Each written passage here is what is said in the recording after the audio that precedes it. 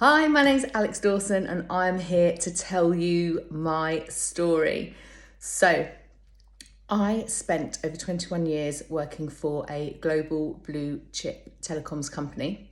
Absolutely loved it. I lived to work. I didn't work to live, which is obviously what the majority of people do.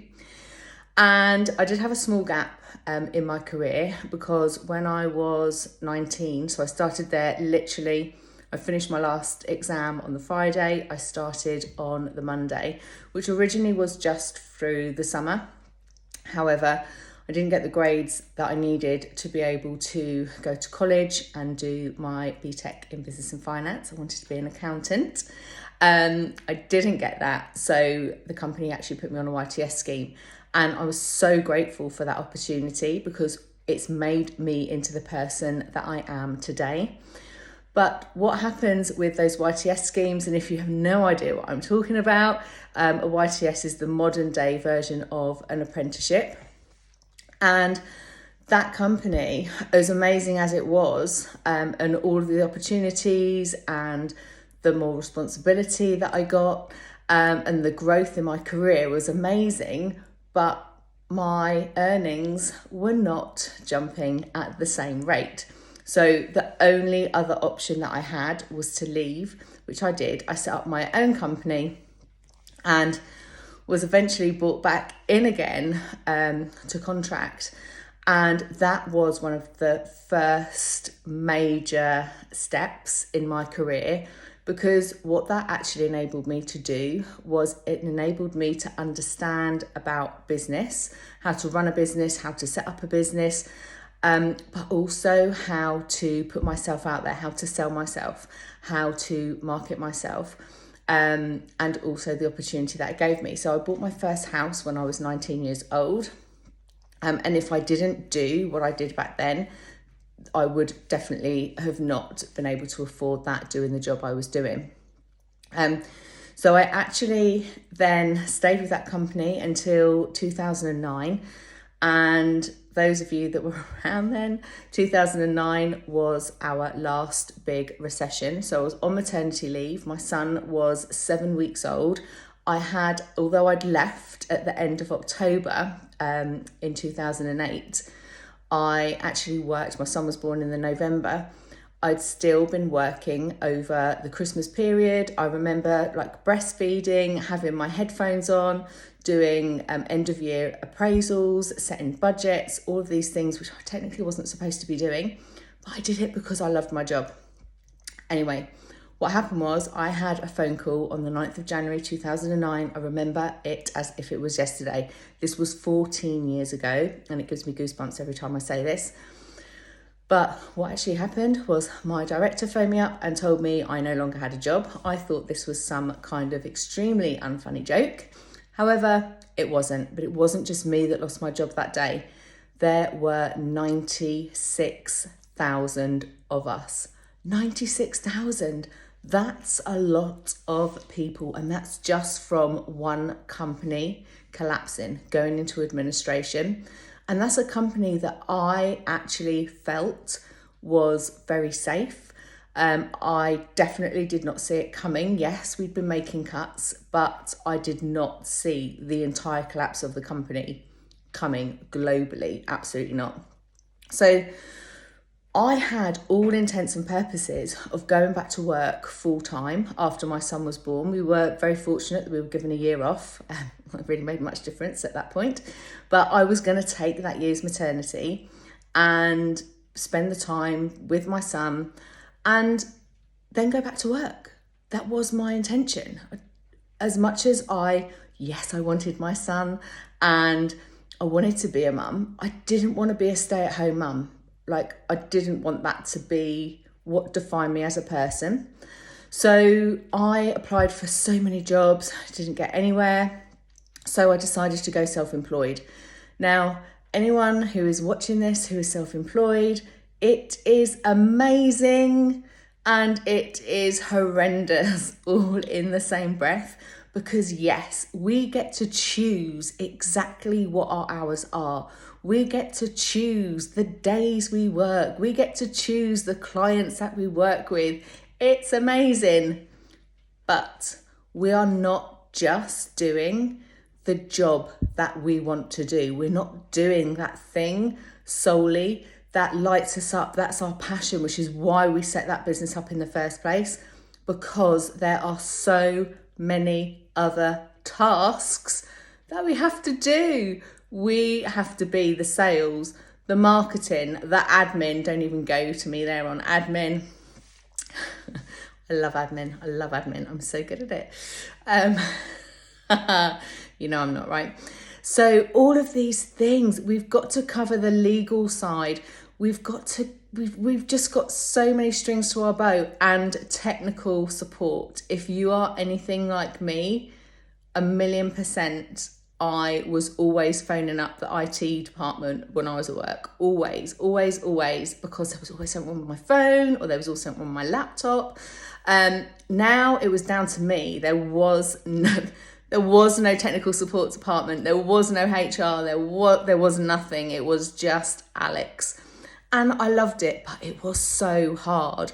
And yes, you can choose your hours, but you end up, when it's your own business, you end up working all the hours you can and trying to juggle so many plates. Now, when I lost my job, because I'd been there for so long, it wasn't just my job that I lost. It was my financial independence. It was my confidence. And it was my friendship. So when you've been with a company for that amount of time, you create a community and a family. And it truly, truly was. Anyone, I'm not going to name the company, but anyone that was part of that company will 100% hand on their heart know how amazing our community was. It was just brilliant. We had the best parties, and obviously in hindsight, it's probably why we went bust, but there were a lot of years. All of those 21 years were fantastic, but I lost all of those things. I lost my confidence, and I just lost my purpose in life. I felt that I had been defined by my previous career, and that everything I did moving forward, I was just unworthy of, and I was worthless in, and I was a failure. And I didn't want that. And I tried so hard for my business to work.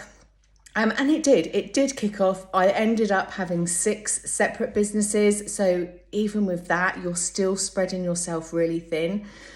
But moving forward now, moving forward 7 years from that point, I was introduced to network marketing, and I'm actually going to do a separate video just on that.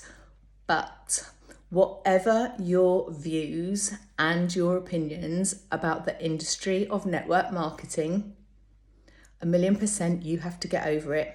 I was one of those people. I didn't get it. I didn't understand it. So many people around me told it was a scam. It was one of those pyramids. But instead of taking their advice, which they love me, so that's great, but instead of taking their advice and understanding their side of it, I just decided to ignore them. And by ignoring them, I threw myself into educating myself about the network marketing industry, about what it can do, about the possibilities, about the potential. And do you know what? 7 years later, I am still here. I am building a global online business in my spare time. All I have to do is talk about our opportunity and talk and promote our products. And these are products people are using every day, so it's pretty simple. They're not things like bikes and frying pans that we may or may not purchase in our lifetime. So when you can actually understand what the industry is, I firmly believe, having had so many businesses in the past, understanding business, how they're built, how to make money, leverage is the most important thing that you can do. So I can, hand on my heart, say I've tried a lot of things.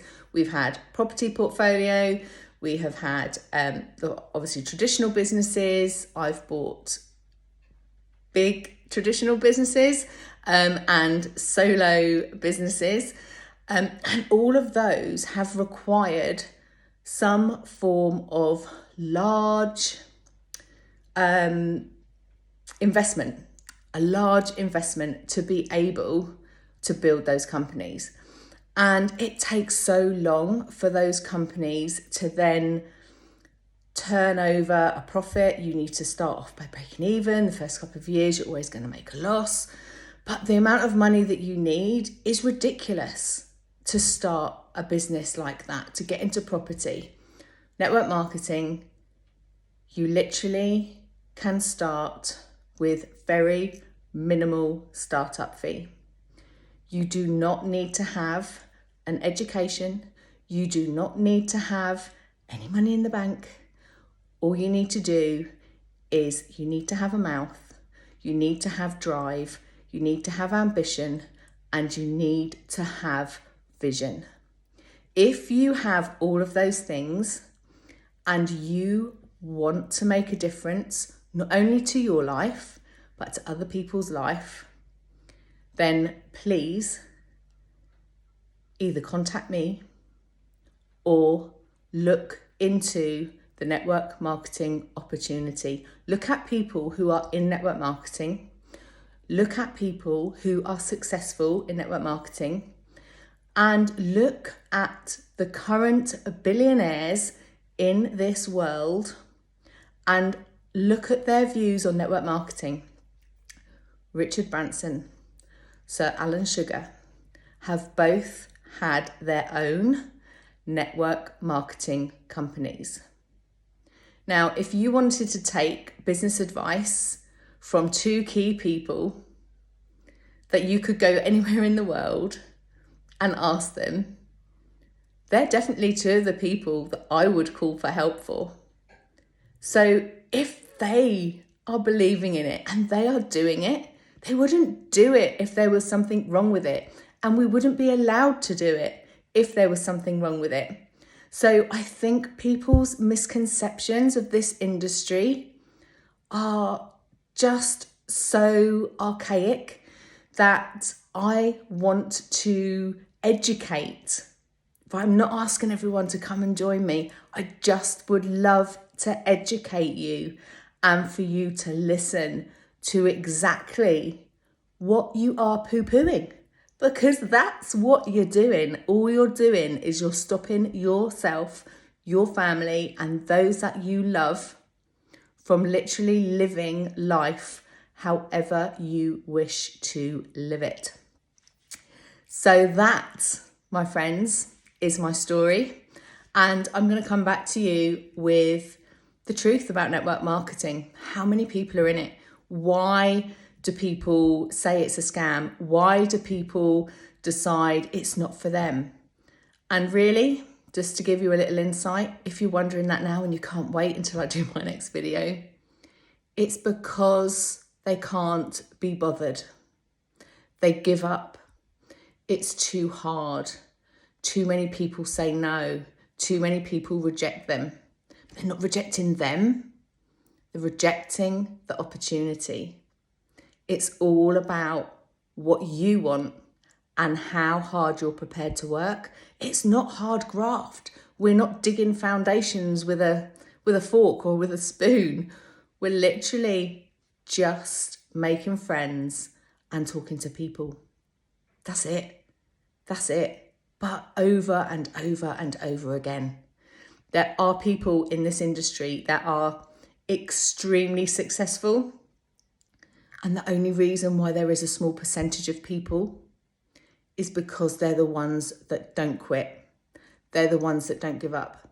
That is the only way to not complete anything in this life. It's the same with losing weight. If you stop going to the gym, if you stop eating the healthy food and start slobbing around and fueling your body with junk, then of course you're not going to lose weight. You're going to gain weight. It's just common sense. But people don't think that when it comes to other industries, when it comes to opportunity. So always, always, always make sure you keep your mind open. You keep your eyes open when you walk down that street. You keep your ears open to listen out for danger. Listen to your mind. Keep your mind open. And next time someone comes to you with an opportunity, it costs nothing to listen, because that listen may just change your life.